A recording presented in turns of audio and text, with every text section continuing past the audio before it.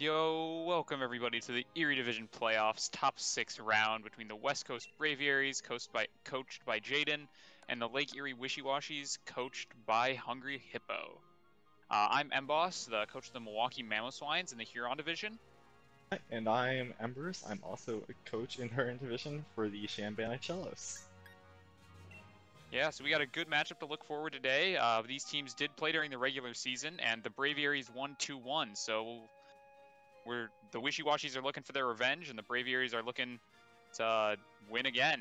And Absolutely. speaking of the matchup, we got it right here. The Braviaries are bringing Dragapult, Walrein, Tangela, Rotom Mo, Terrakion, and Gardevoir, while the Wishy-Washies are bringing Arcanine, Weezing Galar, Blastoise, Vanillux, Thundurus, and Archeops.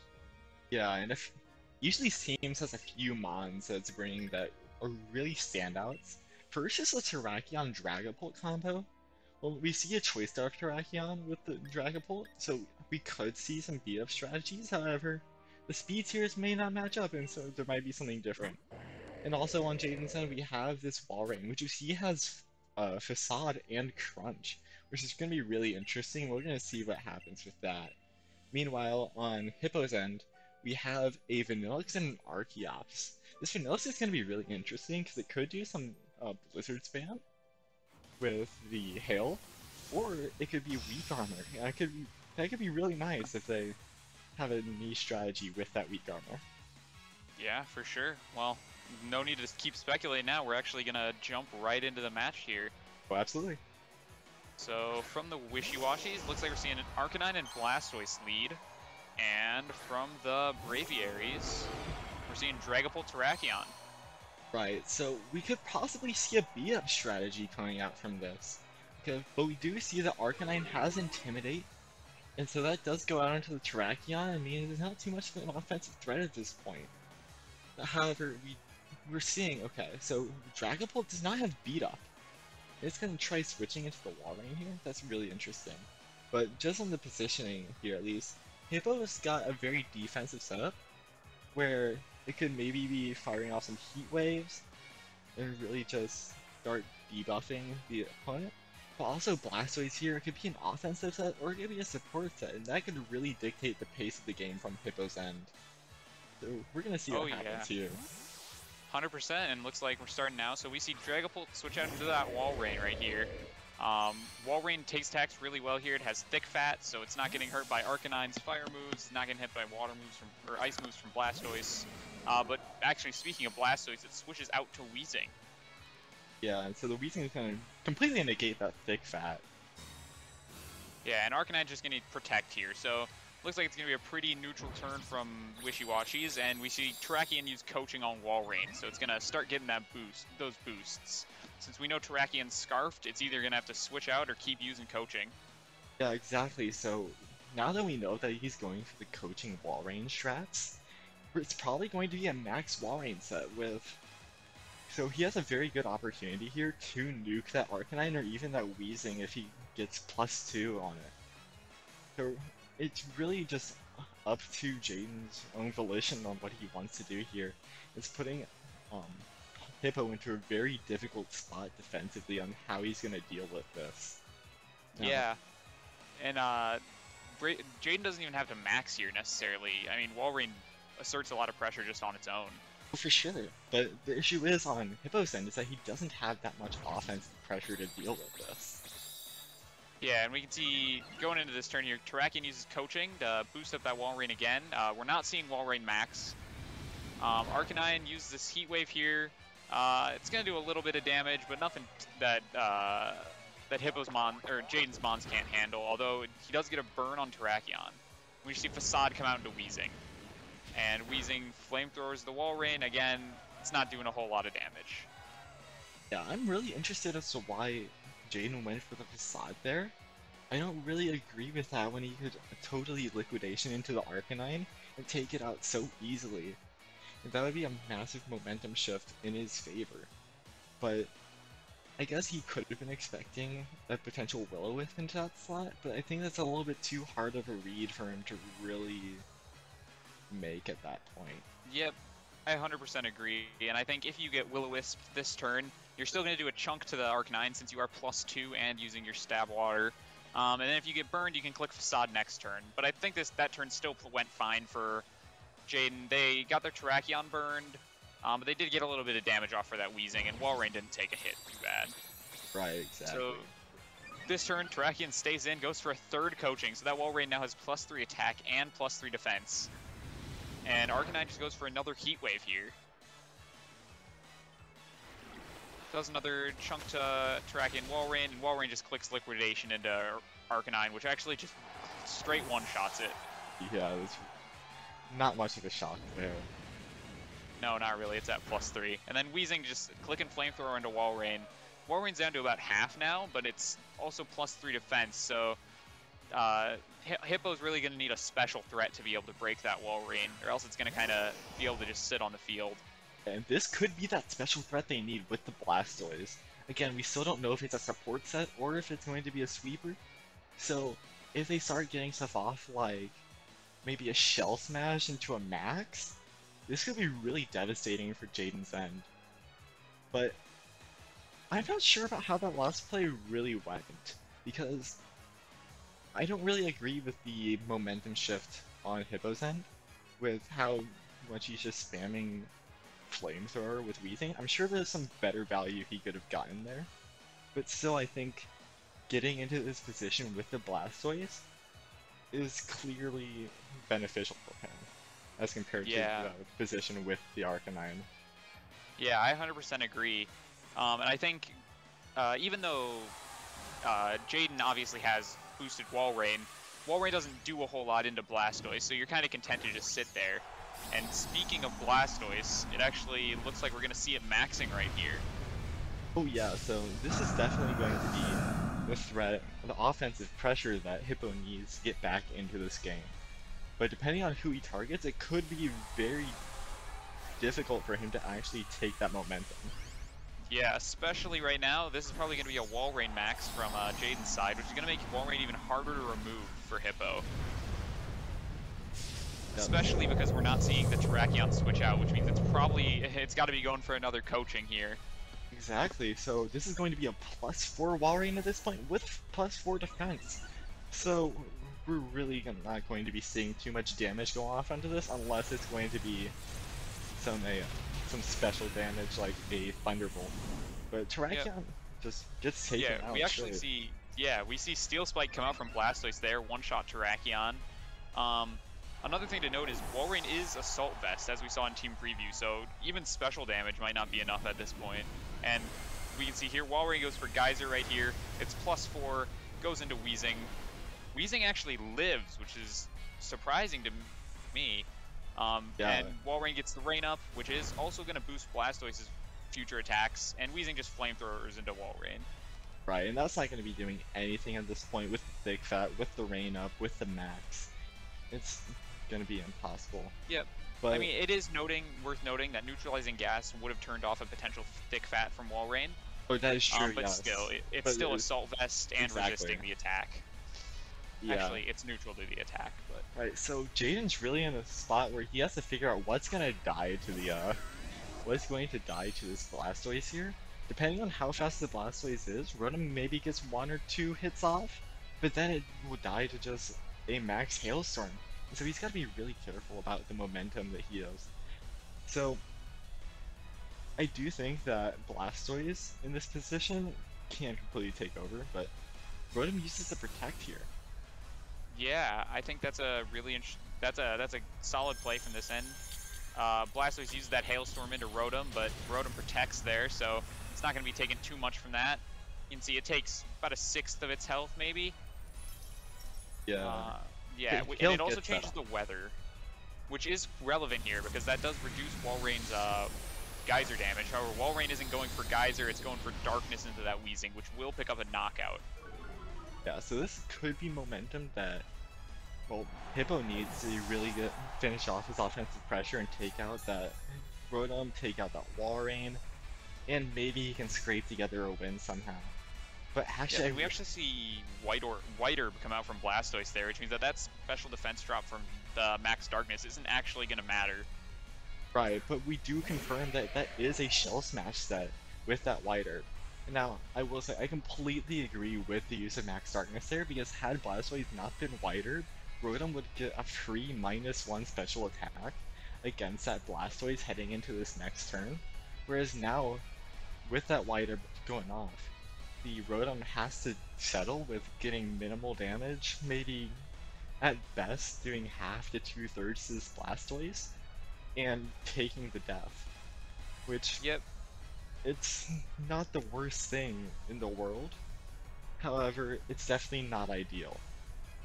But meanwhile, we do Yeah. see the Archeops come out, and I'm not sure what it's doing in this game, but the Tailwind does come, and so that's gonna be really important for getting that Blastoise going. Oh yeah, that definitely gives Blastoise a speed advantage there. And we see it use Hailstorm into Rotom, which But we it don't know if it would lives! outsped otherwise. Oh my god, Rotom lives that Hailstorm right there. And it eats a berry, which means it's not going to die to hail in between Oh no. turns. Yep, and the Leaf Sword comes out, oh, and it does massive damage. Oh yeah, that Blastoise just took about and then 2/3 of its HP from the Hail Chip plus the Leaf Storm. And Walrein uses Hailstorm here into Archeops. Which should be a pretty clean one-hit KO. Yeah, you can see Yeah. Archeops has the Focus Sash, but the Hail will negate that at the end of this turn. Absolutely. So As we see right here, Archeops drops to the Hail.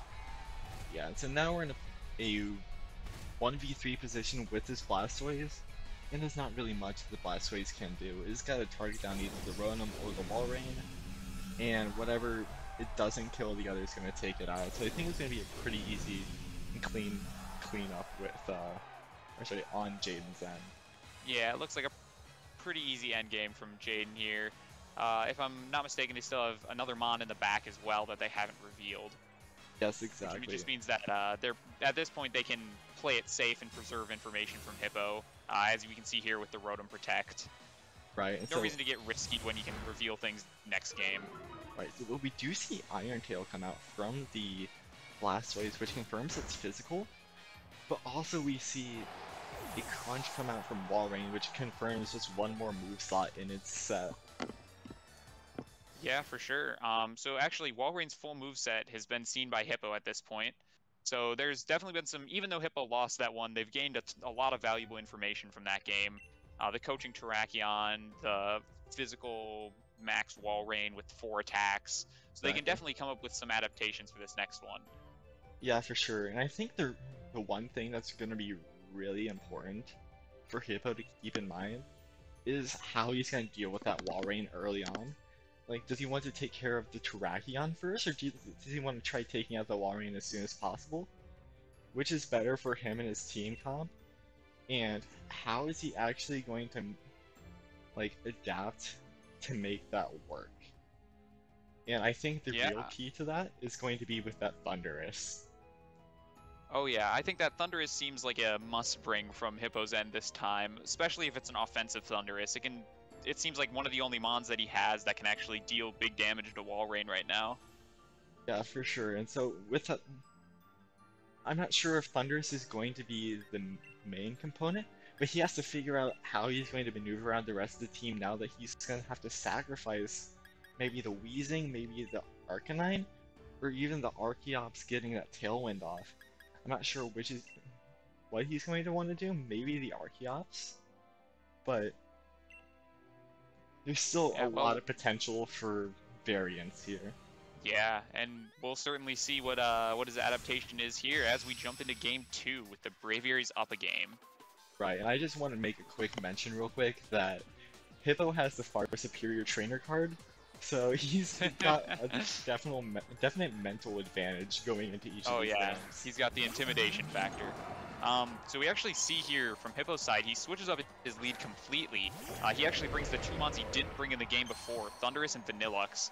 On the other hand, Jaden's just going with old reliable, brings out Terrakion Walrein, which worked so well for them last game.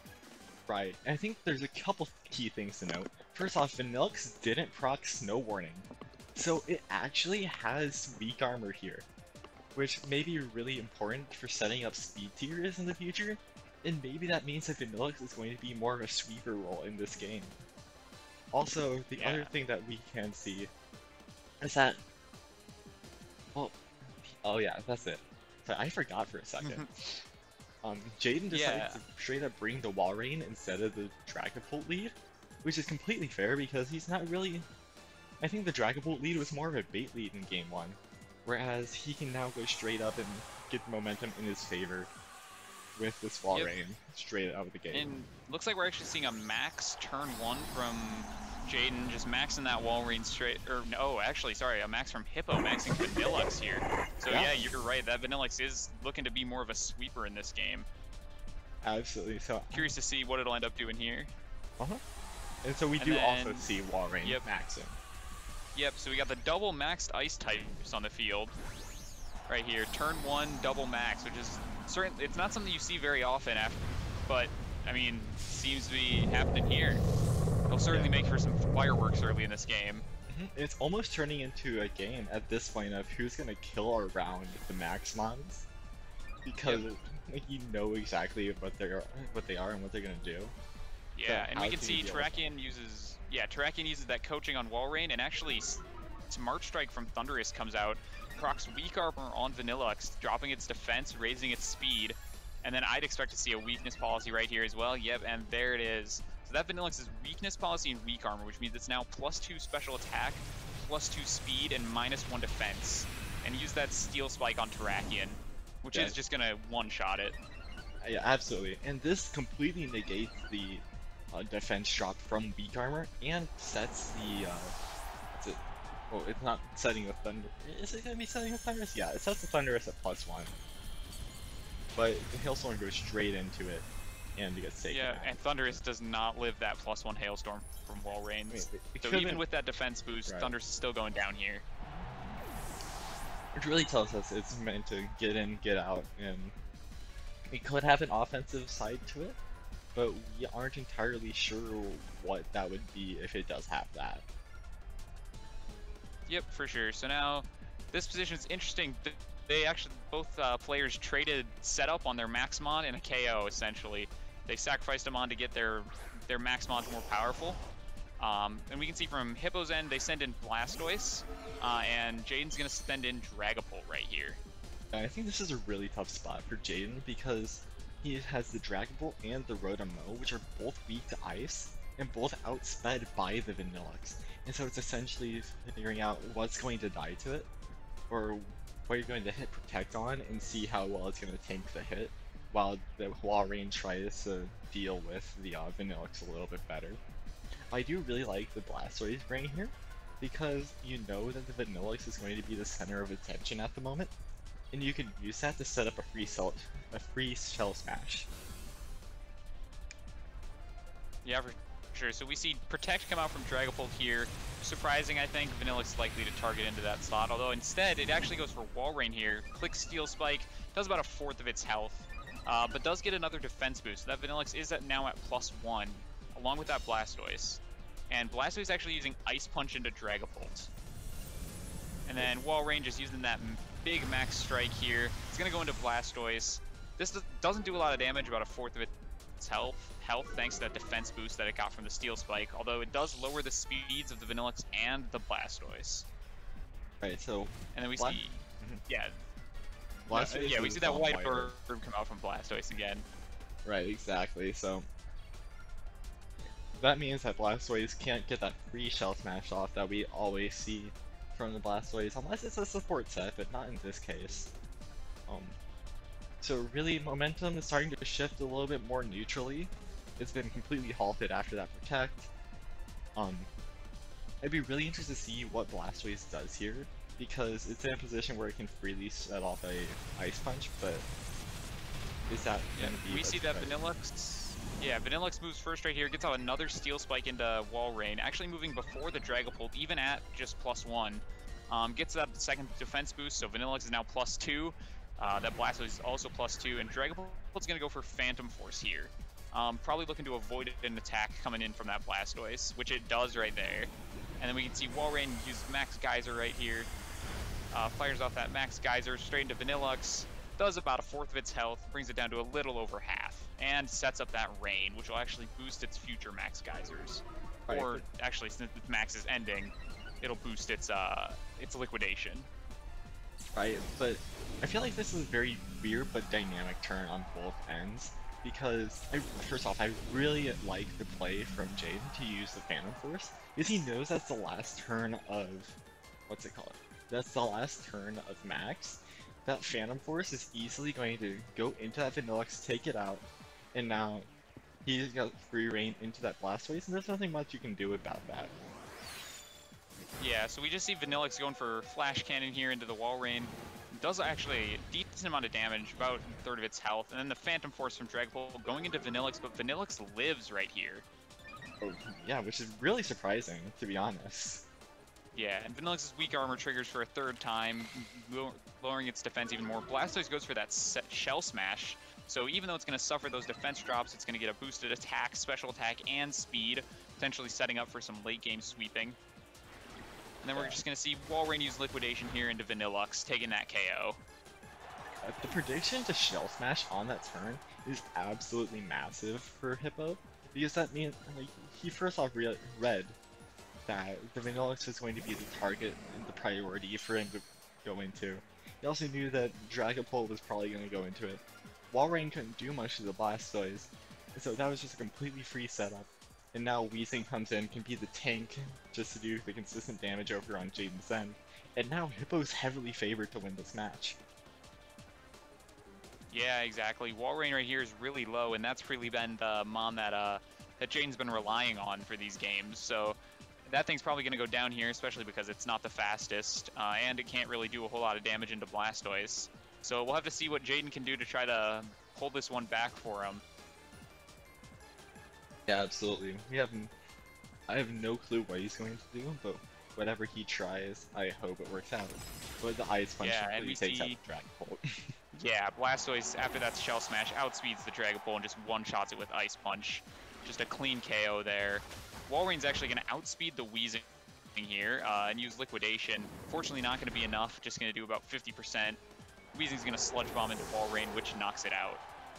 Right, and that's that very clean turn that we were just talking about earlier. They put Hippo in such good momentum that no matter what Jaden did, there's always a way for it to be completely neutralized. So now this endgame with Rotom is going to be very difficult. Yeah, 100%, especially because that Rotom can only knock out one mon at once, and Blastoise is going to outspeed it with Ice and can hit it with Ice Punch. Weezing's got Sludge Bomb. It's just not a good endgame for Jaden to be looking at. No, not at all. I think that we actually see the freeze. Ice Punch from Blastoise. Rotom lives, but yeah, it gets frozen right here. It does have a berry, but unfortunately, I think that one's probably going to seal it for Jaden. Well, the freeze goes away. Oh, Rotom thaws here. And it takes out the Blastoise. Rotom does thaw, Rising Voltage into Blastoise. Yeah, that does KO. So now it's just can Weezing clutch this one out, which uses Sludge Bomb, and looks like it can. Absolutely. So, turns out that endgame, that prediction with the Shell Smash was so vital and crucial to Hippo's endgame. Very, very well played on that end. However, I honestly think that it was almost detrimental to have Rotom in the back for so long on Jaden's end. Especially once the Blastoise came out, it became almost a burden to have the two Mons and not a Rotom onto the field. Yeah, I agree. I think Rotom actually does Rotom does a lot for Jaden in this one if they can position it correctly. It doesn't like to see Vanilla or Arcanine, but against the Blastoise, which has been a pretty consistent factor on Hippo's side, Rotom seems pretty good. Yeah, so what I'm real interested to see is how Hippo counter adapts, because he knows that. Well, first we know that Jaden's going to adapt here. They're going to figure out some way to deal with that Vanillux. But the real question is, what is Hippo going to do to ensure that they win this game 3? They're in this position where they're in a very vital position where they can get completely taken out by that Walrein, but if they lead, say the Vanillux lead, and take out that wall rain. If it's not a wall rain lead, if it's something else, they could be real screwed real quick. Yeah, 100%. So it's going to be really interesting to see what leads come out here as we hop into Game 3 of the Erie Playoffs top 6 between Jaden and Hippo. Yep. So what we're going to see is going to be, or in this turn 1, is going to be the main factor in how we're going to see the match play here. Yeah, and we see Hippo's going back to that old faithful Game 1 lead, Arcanine Blastoise, while Jaden actually mixes things up, brings out the Tangela, which we haven't seen so far. Oh, But we and have a we've lost disconnect. connection. Well, we can at least talk a little bit about what we saw, because we know they're going to bring that back. Yep, I think we're likely to see the same thing from both sides. Right, I mean, Um, that's generally what you're going to see. They have to make up that lead. But yep. I think, I think that well, Terrakion Tangela lead seems really interesting coming out from Jaden. right, because of course they have the Rage Powder to redirect from the Terrakion, but because we know that Terrakion is Scarfed, we it's just going to be the main powerful sweeper at the beginning, and also because it is Scarf, we're more likely to see a late game max coming from Jaden's end as opposed to the very early game that we were Yep. seeing before. The other thing to note is Tangela, because Blastoise has that ice move and Arcanine's obviously a fire type, Tangela doesn't look like it's in a super good position here. It might be bulky, but it is getting hit super effectively from both of those mons should they choose to target it. Right, right. So Tangela isn't going to be immune at all. It's going to be taken out within 1 or 2 attacks. So it's putting Jaden into a very volatile position where he has to get value out of those redirection turns, or else he could really give Hippo that momentum that he needs by not having some better value in that Pokemon slot. Yeah, and as we saw last game, Hippo just being able to do so much with that Vanillix Max early and get so much momentum on their side was just so impactful in the match. So Jaden really needs to stop that from happening this game. Just stop Hippo from snowballing and running away with it. Yeah, but what's real interesting is that we saw the Blastoise and Arcanine lead instead of the Vanillix lead. So I'm really interested to see what Hippo actually does with that lead and what was intended originally in for the first game. Since we know it is the Shell Smash set, maybe the um the lead that's not the what's it called? That's not the Walrein Terrakion will put Blastoise in a much better position to actually take over the game from early on.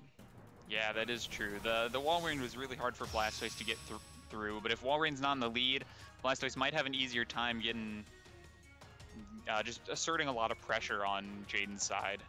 Oh, absolutely, and it's really going to come down to these first few turns, of course. Um, what that value is going to come, or sorry, what value is going to come from that Tangle, and if that's going to be enough to stop the Shell Smash from the Blastoise. Yep.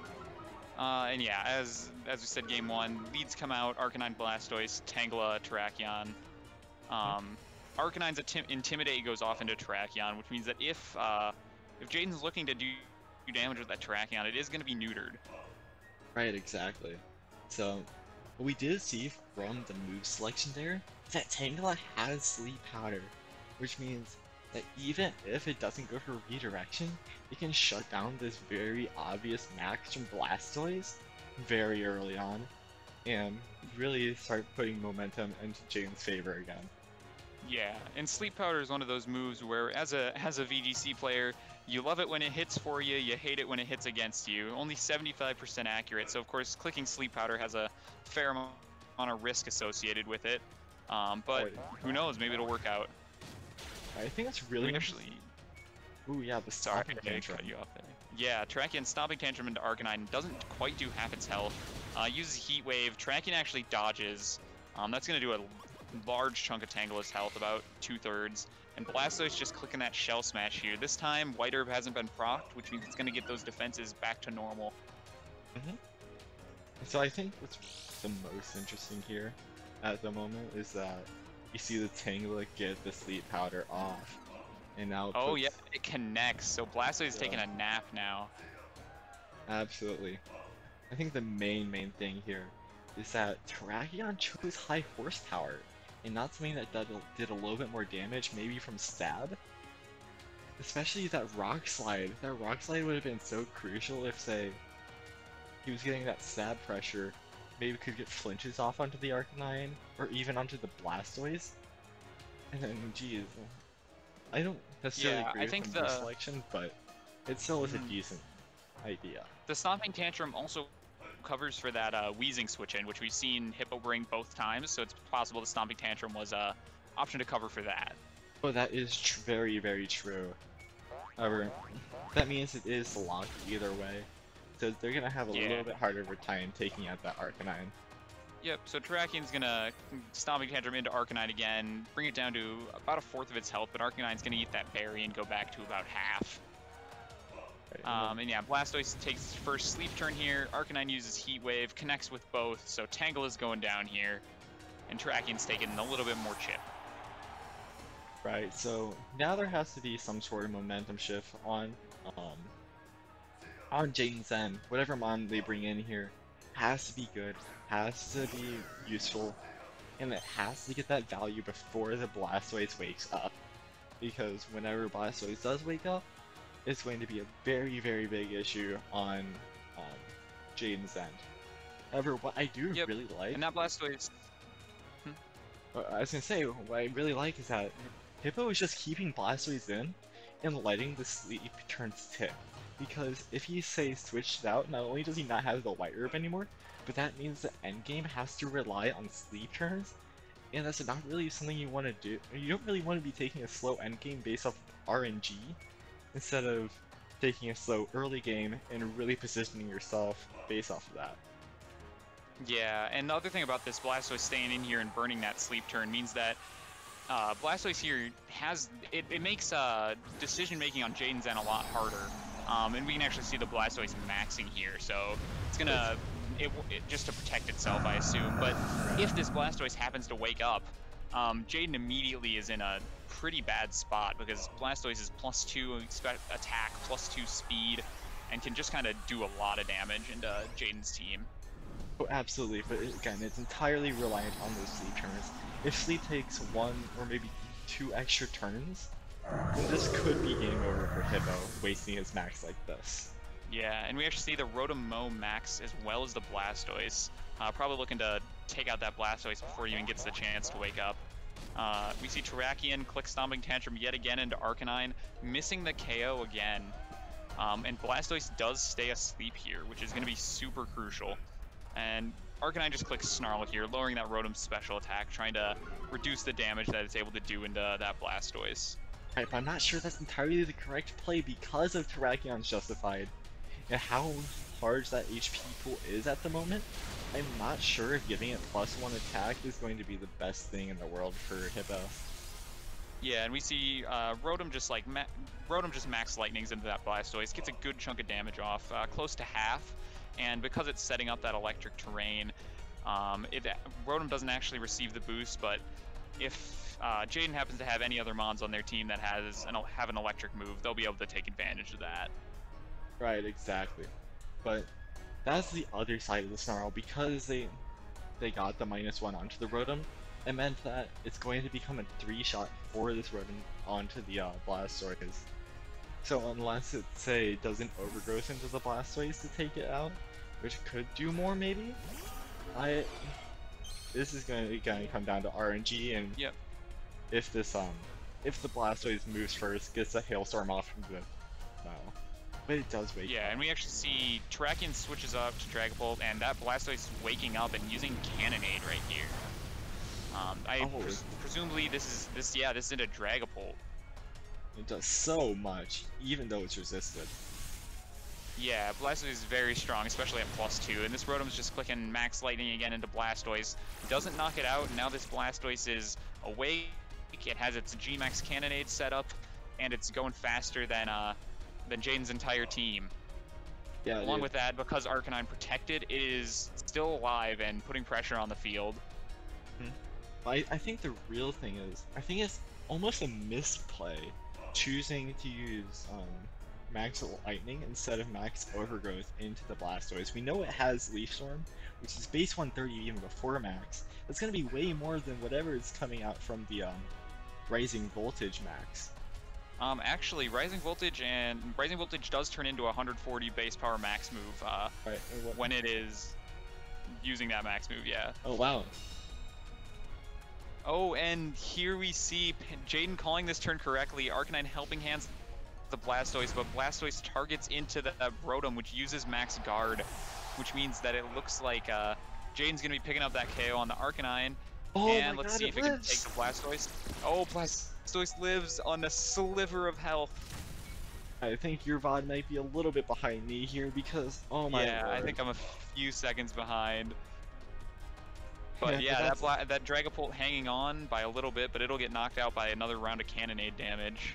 right, absolutely. But the fact that Blastoise was able to live with such low health means that even though the Max Guard came out from the Rotom, it's gonna take that Ice Punch now, which is gonna be so brutal against Jaden. And we still have the Vanilluxe.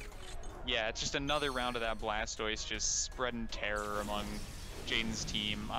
Also, because that Rotom max guarded last turn, it means it can't protect to try to survive this turn. And that Dragapult's going to drop to another round of Hydro Vortex, which means Blastoise is almost guaranteed targeting that Rotom slot right now.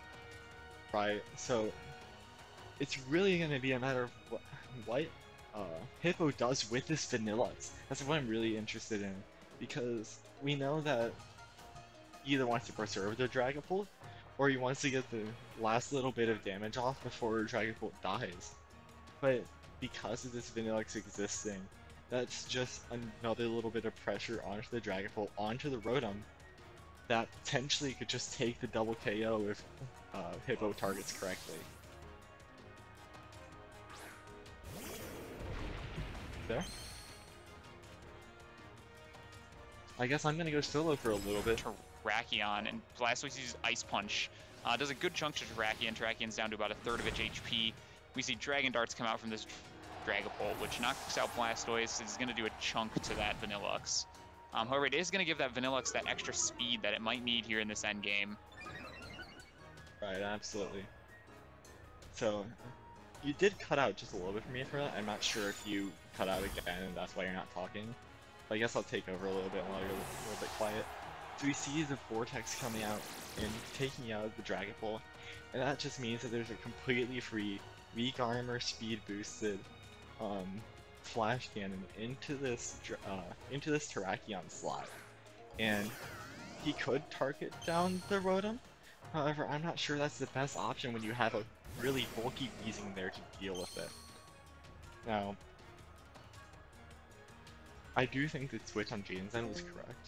Okay, so we just had a disconnect on the Emboss's end, so I'm gonna be finishing off the VOD myself because we're this far in, and oh my god, my internet went out, and that's why it's a disconnect. I disconnected, not him. So I'm gonna finish this off real quick. So, Terrakion getting the switch off there was really important for preserving the preserving the Rotom for this endgame. But I'm not sure if it's going to be enough because of how bulky the Weezing is. I think Vanilluxe has a very easy Flash Cannon target here again. So just depending on what Hippo prioritizes. But we do see the Protect out onto the Vanilluxe instead of any sort of Flash Cannon. And this is essentially it's the best Protect I've ever seen in a playoff match because it just means that Weezing gets the Sludge Bomb off onto the Terrakion. It means it's a 1v2 instead of a 2v2. And now that Kennedy is going to pick it up even though it's not a complete KO. And now it's a 2v1. Again, Rotom cannot target Bulls unless it has Discharge, but it obviously does not. And now it's a very easy Freeze Dry plus, I guess Freeze Dry, yeah. Freeze Dry plus Sludge Bomb to finish off the Rotom. And that should be game. But again, it's not game until it's game. It's not over till it's over. I do think this was a very well played set from both ends. But it's really down to those calls on protects again, in both games, he called the protect, or sorry, he called the double this game here. Yeah, free strike just takes it out. He called the double in this game. He called the double last game to get the, what's it called, the shell smash off. But either way, huge, massive GG's to Hippo. Um, yeah, because, yeah, okay, big massive GG's to both ends, actually. Sorry, I thought that was my own match. And congratulations to Hippo for moving on into playoffs. Anyway, so that's going to be it for us. Sorry about the disconnect, and we'll see y'all later. Bye.